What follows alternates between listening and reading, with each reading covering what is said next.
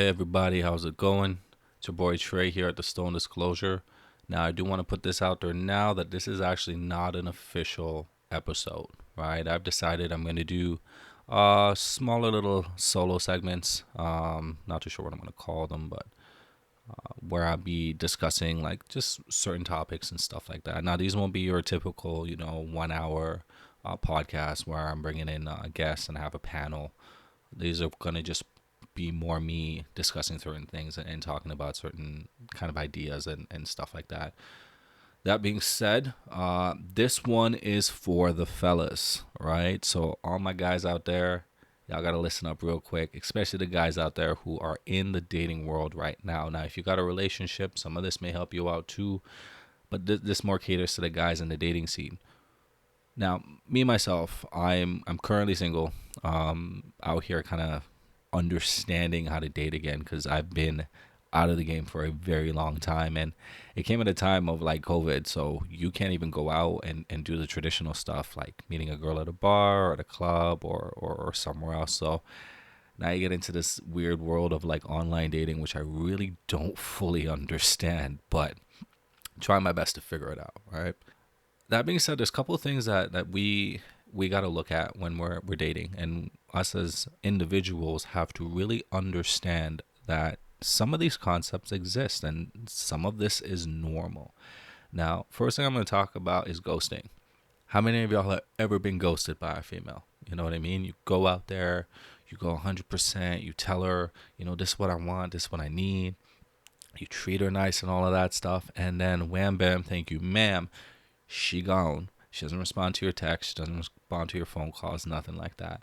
Now, I can personally say that hasn't happened to me yet, but I do know it's gonna happen at some point. And us as guys, we got to take that as an answer, right? No response is a response, and we need to understand that. Now, that happens for a couple of reasons, from my experience, anyways. Reason number one is maybe they're just not ready for a relationship. Some people have the mindset of I'm going to date to date. I'm not going to date to formulate a relationship. And there's times where you may be telling her everything she wants to hear. You may be saying everything and it's hitting all the buttons and all the switches, and she's terrified. She's like, I'm not ready for this. Right. And I think some of the time, some of the reason that happens is that she now has to come out of this mindset where she was like, I'm just here for a good time, to no, this guy's actually serious, and I would have to meet him at that level because he's a higher level guy, and I have to match that. I can't come in halfway, right? Or she's just not ready for that. Some people are just out here for that good time. So we got to take that into consideration as well. Option two, she just might not be as into you as you are with her, and that's okay. Right? We can't force somebody to love us. We can't force somebody to want us. Or three, she likes the attention and she likes all the things she gets from you, but does not want the commitment for it. Some people out there, some women out there just like attention. It is what it is. And they know that you're going to be there and you're going to give them that attention whenever it is. Now, let me play out a scenario for you guys. You've been talking to this girl. You sort of feel like she really, really feeling you, and you guys get along great. You see all these positives to the relationship, but she never actually chooses you. She never actually picks you. She never actually goes on a date with you or anything like that. Instead, she's seeing other people, and she'll tell you, oh, I'm seeing this guy, or I'm talking to this guy, or da da da da da, and she'll come to you with her problems with that person. Now, there's a reason that she does that. She knows you're going to be there. She knows that you're going to sit there and you're going to listen to the shit no matter how much it hurts you. So when that guy breaks her self-esteem, now you're the guy who's going to have to come and fix it. And once you fix it, guess what's going to happen? She's going to go back out. She's going to get somebody else, if not the same guy. What we need to understand as men dating, right, is that we have to be able to understand being able to disattach, and we have to be able to understand what I like to call matching energy. If you're going 100% and they're going 50, it's better you go 50. You got to hand that shit in. You got to reel it in as much as you want to talk to her, as much as you want to, just run out there and bust out the boombox like it was in the fucking like 70s and 80s. We are not doing that. We are matching that energy. And here's why I always propose you match that. If you match the energy, you're able to navigate no matter what the actual issue is, right? If the issue is that she really isn't feeling you like that and you match her energy, then you're meeting her in a place where she wants to meet you. She wants that friend tip with you, so you're meeting her at that friend tip. You're giving her what she wants. It is what it is, because you're not going to get anything otherwise. If she likes the attention and you're giving her full attention and she's only giving you 50% back, once you start matching that, you now put the pressure on her to show more. So if she wants that energy that she was getting from you before, now you're forcing her to kind of extend her range a bit, right? Instead of giving 50, she'll give 70. You'll see how it works wonders for you. Third option is she wants you, but she's afraid. And because she's afraid, and because you scare her, and because you worry her, and she's not at that point yet, what she's really doing by giving you that lower energy is she's putting boundaries in place. She's saying, hey, this is a line that I do not want to cross with you. This is an area that I'm not ready for. So if you keep pushing and pushing and pushing, you're just going to push her away. But if you match her energy, you're meeting her in that place where she's actually comfortable. And over time, that's going to build. Some people call it the gray zone. There's nothing wrong with the gray zone, right? Some people call it the friend zone. Sometimes the friend zone ain't a bad thing. You're in a friend zone for a reason. You just have to know how to navigate out of that. And you learn that over time. So matching energy to me is huge, because what it really does is it gives you the opportunity to kind of cover all your bases, and it's full on cover your ass in every scenario. Another thing that we gotta understand as guys, and this falls into the bad boy theory, is that sometimes girls just don't want a boring guy. You can't be boring. You can't be like not doing anything with yourself, right? You can't be the guy who's like, she knows he's always there all the time because he ain't doing shit. And he goes home and he's fucking playing Xbox all day, or he goes home and he's playing with his dick for hours. Like, at the end of the day, you got to have something going for you, right? You got to have something that occupies your time. She has to feel like she's intruding on your life in some way to reach out and get some attention from you. And it keeps you busy. And the more busy that you are as a person, the less you're sitting there thinking about, oh, what is she doing? What is she up to? Is she talking to somebody else? Like, why isn't she calling me? Why isn't she messaging me? She got a life, bro. She got a life. She doing her own shit. So you got to have your life and do your own shit too. Nobody wants a person who is not about something. Now, you may have a job and that's great. You may be in school and that's great. But what are you doing outside of that? Out of that 8 hours, 10 hours that you're working or you're learning, what are you doing outside of that? If you have nothing going for you, she's looking at it like, damn, I'm going to be with this person and be bored as fuck. And nobody wants to do that. I 110% know I don't want to be dating a woman who has nothing going for herself, because what the fuck are we going to talk about? What are we going to relate about? So you always have to keep it in your mind that you can't just be a boring individual and have nothing going for you. Women love excitement, right? And this is why the bad boy theory is the truth. You can be a guy and you can honestly be the best man in the world for her, right? You can hit every switch, every button, everything. And she's going to be appealed by the unavailable guy. She's going to be appealed by the guy who's in a relationship, the guy who's not showing her that he wants commitment, the guy that stresses her out, the guy that drives that emotion out of her, because women are emotional creatures. So that guy who's able to draw that out of her, that excitement, that fun, they love that. They get to play on these emotions. They get to go with it. They get to feel shit. And if you're not hitting that for them, they're not even going to look at you. Nobody goes to the amusement park and chooses to go on the most boring ride on the entire amusement park. No, you're gonna want to work your way up. People want to go on the coasters, right? No one wants to do the key cups all day. No one wants to do the monorail. It's not your first choice. No, you're going to go with the roller coaster. The only reason you pick the monorail is because you're terrified of the roller coaster. Women like the roller coaster. They don't mind it. We, as a society now, have kind of developed this mantra that love has to be a struggle. And women have had to kind of see that. They see that in the media every day. They see that in their Disney stories where this guy just goes above and beyond and he's about something and he's chasing her down with this glass slipper. They expect that stuff. That's what they think is normal. That's what they think love is. So you do have to put your effort in. On the contrary, If you're putting all that effort in and you're not getting anything back, then you got to take all that effort away. That's where I'm coming. That's where I was coming with the whole match the energy. You have to offer them more than I'm just a good person, because if they're not stimulated by you, they're not going to want to be with you, right? They're okay with being with the unavailable guy who they know it's going to be a struggle. There's a lot of women out there who wind up in relationships where they're a side girl, and they're good with that. They have no problem with that, because for them, there's a fun there, there's a thrill there, there's an excitement there. Though it's wrong and they know it's messed up, there's a thrill there, and they do like that shit.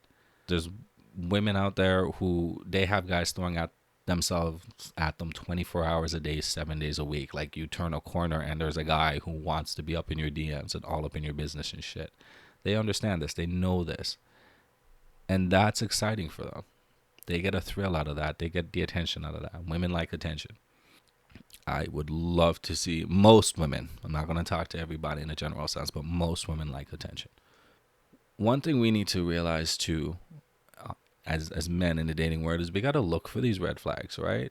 A man once said that a relationship ends the way the relationship started. So the reason that your relationship would end would be a red flag that was there at the beginning and you just never took it in. So if you look back at a relationship that you had that failed, right? Think about why it failed. Let's say it failed because the person walked away because you had no ambition, right? They wanted to move forward in life and you didn't want to. Can you date back to when you guys first started, whether you first started dating or before you started dating, where they made an emphasis to say, I like a guy who has ambition. I like a guy with drive. Or a time where you were to apply for a job and you didn't. They're like, why didn't you apply for the job? Right? Or a situation where, let's say, you broke up because of infidelity. She cheated on you. Was there a time before where she referenced that in any way, shape, or form? Did she have a friend who's a guy who she talks highly of? Has she ever done something like that before? Has she ever made a comment about it or a reference to it? These red flags are there. Red flags legitimately always wind up turning out to be an issue down the line. And ignoring them early is the dumbest thing you can do. If you are on a plane and you have that guy signaling you saying, hey, listen, we're going through turbulence, and you decide, nah, I'm just going to chill, I don't feel no turbulence, then you deserve to die in that plane crash. It is what it is, because somebody told you at some point there's going to be a problem here, and you chose to ignore that. So we can't just be looking at these red flags and because we like them so much say, no, it's all good, it's all good. We know what works for us, we know what bothers us, and we know what hurts us. So when these things pop up, we have to address it. We have to either say something about it or do something about it. Too many times I've seen people in relationships know that there's a problem, know that something bothers them, know that, listen, down the line, I'm not going to like this. And they just go for it fucking anyways, right? They say, fuck it, I'm just going to choose to ignore it. And then you wind up where you end up, and then you're there bitching and moaning about, oh my god, like, I can't believe this happened. Well, bitch, how did you not know this was gonna happen? Did you not see the numerous times where this man went missing? The numerous times where he wouldn't return your phone calls or your text messages?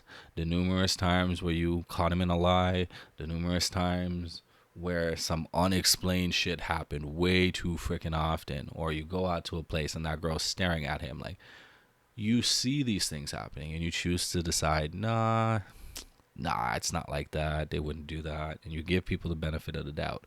I'm not saying not to trust people. I'm just saying make sure that you keep it in your back of your mind that it is definitely possible that there is some truth to that. Because when you don't, that's when you wind up into these problems. Now, I've seen situations and I know people who tend to do that a lot. They tend to give second and third chances. For me, I have a new sense of ground rules with myself and an assurity with myself, and I stick to these just because I know I got to protect my mental, right? But we're gonna get to that in a minute. We're not gonna talk about that right now. The next thing we got to talk about is confidence. Confidence, confidence, confidence. That is the key to any success you're going to come across in your life. You have to walk in like you own the bitch. You run this mother every single time. You can't go in there soft. You can't go in there nervous. You can't go in there like, oh my God, I don't know what to do. And it's the same thing when you're talking to a girl. You got to talk to a girl like you do the shit every fucking day. You got to talk to her like you do this for a goddamn living. If you're there and you're fidgeting and you're stumbling on your words and you're not sure what to say, just be your goddamn self. That's why I always tell people, be yourself. And the reason why you are more confident in being yourself than being another human being. It is easier for you to be yourself than to act. And confidence comes from maturity. Some people can fake that shit. Some people can't. But one thing that you can guarantee with anybody, anyone who bestows that level of confidence at some percentage is acting like themselves, because you need to be comfortable. That's the thing you get from confidence. It's you see someone who's confident, you're like, that person is comfortable in who they are, what they're saying, what they're doing. And that's how you have to be, right? You can't be afraid to speak your mind. You can't be afraid to ask the questions. You can't be afraid to say what you want to say. Where we get away from that is we start to feel like, oh man, if I don't act a certain way, they're not going to like me. Or if I don't say this, they're not going to like me because this person said that to them and look how they reacted. Nah, you be yourself. Because women can smell when you're being fake. They can pick that out of a goddamn lineup. They know who you are as a person, and when they see you moving different or acting different, then they pick up on it like that. Men, we're not so good at that. But women are great at this. And the reason I'm able to kind of like talk about this stuff so confidently is because I grew up around women, right? I learned the game from women. I understood how women thought because I grew up around my aunts. Most of my friends were women. They were females. So I was there listening on all these conversations when they were talking about this shit growing up. Confidence really sells it home for you. And you have to kind of prepare for it. Some people, you're just born with it. It oozes out of you, but it boils down to your self-esteem and you understanding your value. And I talked about this in the relationship dynamics podcast, is knowing your value as a person. If I know I'm a good ass person to somebody, I have the mindset that you got to prove your shit to me. I have the mindset that I can give you everything you want. I can change your life. I can be a great person for you. I can be a great support for you. I can grow with you as an individual. But you got to prove to me that you deserve that shit, right? And I carry myself like that. I stick to my guns. I stick to that mantra all the fucking time. And with that, I've been able to establish kind of like a dynamic for myself, right? One thing I always like to say too, we have to be aware when I talk about value, just to segue into that, we have to be aware of where we rank. Okay, if you're not the prettiest dude, you're gonna have a harder time. It just is what it is. If you're a guy who is not well spoken, doesn't know how to communicate with people, you're gonna have a harder time. If you're not funny, you're gonna have a harder time. If you don't have shit going for you, you're gonna have a rougher go. So you really have to, one, assess where your value is, and I always say shoot your shot, but date within rank. Shoot your shot all goddamn day. I say Steph Curry with the pot when it comes to dating. Even if you think that girl is out of your league, shoot your shot. You never fucking know. But never expect that it's going to work out, right? Curry shoots. He doesn't always think it's going to go in, but he's going to take the shot anyways. And if it goes in, great. If it doesn't, that's fine. He doesn't give a shit. Because the next time you give him the ball, he's going to do the same thing. He's going to take the shot again and again and again. Shoot your shot at anything you want, but do not expect the same result. If you are shooting your shot at a girl who has her shit together, she's beautiful, she's funny, she can motivate people, she doesn't need you financially, and she has her shit together, and you don't have any of that, shoot your shot, but don't expect it to work. Don't expect her to be like, oh my God, I love this man. This man ain't got shit going for him, but I'm going to take him in. No, she's going to be looking at the other guy. She's going to be giving her attention to the other guy who shot his shot and has better than you, because then it's less work for her. So don't put it in your head that like, just because I shot my shot, it's going to work. And don't put it in your head that just because it failed, there's something wrong with you. It's just, you weren't at that level, and that's okay. You can definitely shoot for it. It's like with a job. There are some jobs like, fuck, I don't know if I'll get that, but you're gonna apply anyways. You never know. If you get it, you get it. If you don't, you don't. If you get it, then here you get this amazing human being that you really wanted. And if it doesn't, well, I didn't think I'd make it anyways, but why not? All right, so don't take it personal. All right, we can't take it personal if we don't score. We can't take it personal if we don't make it. We just have to kind of keep going and be prepared. If you talk to any basketball coach, whenever a player gets into the funk, what do they say? Just give them the ball and keep shooting. So, fellas, shoot your shot, but date within your rank, because that's the shit that's going to last. Because when you're dating somebody now, you're investing a lot of time and effort. And you got to be worth the effort, and they got to be worth the effort as well, right? That investment has to be mutual. So let's get away from trying to invest too much in people that aren't giving the investment back, because we really are just digging ourselves a goddamn hole. That being said, giving away some secrets here, but I don't know. It might not work for you. Sometimes it works for me.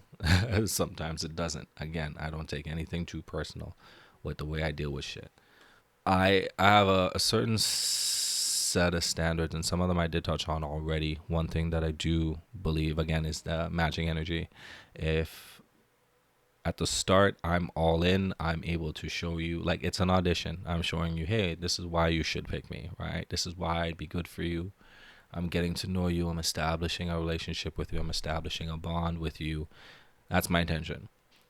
If I feel like I'm not getting that back, I will pull away. That's just how I am. And there's a reason I do that. I am not a chaser. Some guys love to chase. Some guys will chase a girl from another country. You know what I'm saying? He'll chase her from Canada to Zimbabwe. And he'll do that for years and years and years and get anywhere. I don't do that. That's not how I operate. That's not how I like to work. I'm the type of person I'll show you what's on the table. I'll give you a little sample. I treat it like a store. You go to Costco, what do you see? Little kiosk. What's on the kiosk? Little samples. Sample of chips, some meat, some cheese, some popcorn, something. Right? So they're giving you that product for free. They're saying, hey, listen, come and try this product. This product's amazing. And you're going to go and you try it. And if you like it, what's going to happen? Chances are you're going to buy it. If you're on the fence on it, you might not, right? If you're like, oh man, this is amazing, but it's too many calories, you're not going to buy it. It's the same shit. It follows the same principle. The idea of sales and retail came from just understanding human beings. So you give them that little sample. You say, hey man, here's a sample of what you can get from me, right? And if you want to, you're going to come this way. And if not, you're going to keep moving, and that's fine.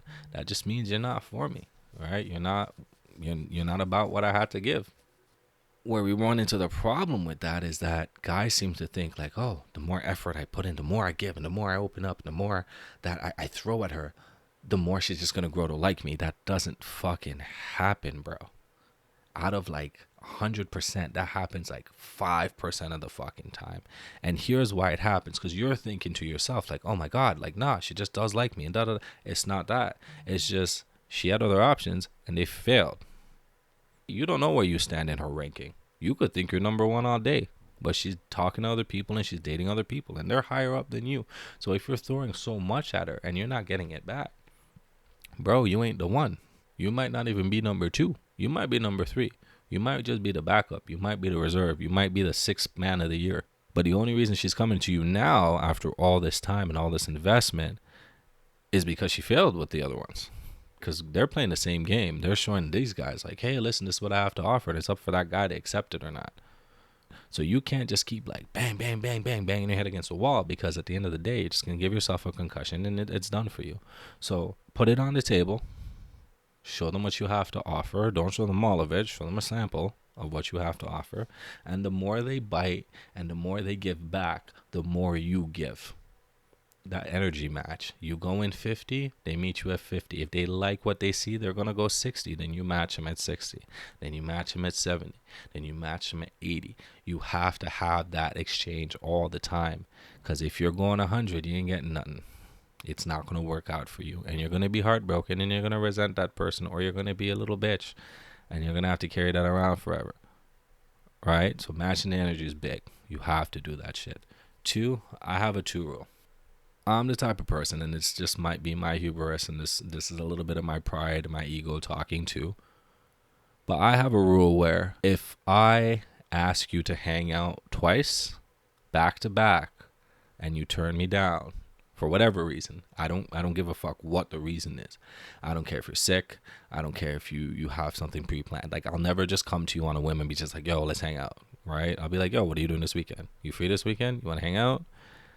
If you turn me down twice back to back, I'm never going to ask you again. It just is what it is. I don't give a fuck. Or if I do ask you again, it's months down the line when I see when I see changed behavior, I see something different, or I get closer to you. That's the only time. But you got a good couple months where I'm never going to ask you again. And the reason for that is because I don't feel like I should have to. Right? If I've come to you twice and I've opened up twice and said, hey, listen, you build up all that courage and that confidence to say, hey, yo, what are you doing this weekend? Maybe we can hang out. Let's go do something. And you plan something or some shit like that. Most of the time when we ask you to hang out, y'all don't think so. Guys have a plan. We have an idea of what we'd like to do, but we're not sure because we don't know what you want to do. So we fish, or at least the smart guys do. Normally if I ask you to hang out, I already kind of have an idea of what we could do. I have options. I've looked at certain things that maybe we could potentially do. So when you flop on me or you just say, no, I'm busy, or I don't want to, or whatever, once that happens twice back to back, that's it. I'm not asking you again. Because for me, I've shown you my intention of giving my time to you, and you're not receptive of receiving my time, which is okay, because you got to give your time to match it. That's you not matching. After that, you got to ask me. You got to say, hey, what are you doing this weekend? Nothing. Why? What's up? Do you want to hang out? Yeah, I'm down. I'll usually be down, right? If you like the person, you're usually going to be down. But I'm not going to ask you at that point. After two, it's on you. Just is what it is, and I am how I am. Three, I am definitely down for the hot and cold. And I don't mean the hot and cold as you're doing it because you're unsure. It's just more like you got to keep it fresh. Sometimes, honestly, I'm just not in the mood, and people have to understand that. Sometimes you'll call me and I'm just not in the mood to talk. I'm not going to be uppity all the fucking time, right? Some days I'm going to be up and I'm going to be down. I suffer from anxiety. So for me, that hot and cold is kind of just there just because of how I operate. Now, if I get cold with you, it's because I don't understand something, or I'm trying to not further like I'm trying not to speak my mind until something makes sense. You know what I mean? Or something bothered me. And it may be something that you don't even know you did, but it's something that bothered me. But it's not enough to bring up in an argument because it's something that's really just sitting in my head. I know it's not going to manifest, and I know it's not going to get any worse. So for me, it's just figuring that shit out, right? 4, you got to know what you're going to be able to deal with and not deal with. And this is what I say, fellas, value. You got to have that value. If you know that the girl you like, the girl you're interested in, the girl you want to be with is out there talking to fucking every dude under the sun, getting all this attention from all these other guys and shit, and you know that shit pisses you off, then leave the girl alone. She's not going to change for you, or she would have changed already. It just is what it is. If you know that bothers you, as I said, red flag. If you know it bothers you, then don't go that route. Don't do it to yourself, young soldier. There's no goddamn point. You're gonna get heartbroken. If you know that she's got like people in her life, guys in her life that you feel uneasy about, but you know she's not gonna cut them loose, don't go there. Just let it fucking breeze, bro. Let it fucking breeze. If you know that she doesn't have a whole lot of ambition, and you're an ambitious person and you want to build, y'all ain't gonna work. Let the shit go. You have to be able to walk the fuck away, because if you don't, you're gonna sit there and you're gonna fester and stew and just be pissed off all the fucking time. So you got to be able to sever that cord and go about your goddamn business. All right. Those are just four of the things I kind of do, just, because I don't know, they work for me. If they work for you, that's great. If it doesn't, then you'll find your own way. But at the end of the day, I'm out here for you guys. If you guys like this segment, let me know. I can do more of these just because I have a lot of shit to say. I don't mind talking. I like sharing advice and speaking to you guys as best as I can, because I can't do this in person because of freaking COVID and this lockdown. So if you guys like the segment, let me know. I can do a few more of these. I am going to do one for the ladies as well, just so you guys get an understanding of how us fellas think sometimes.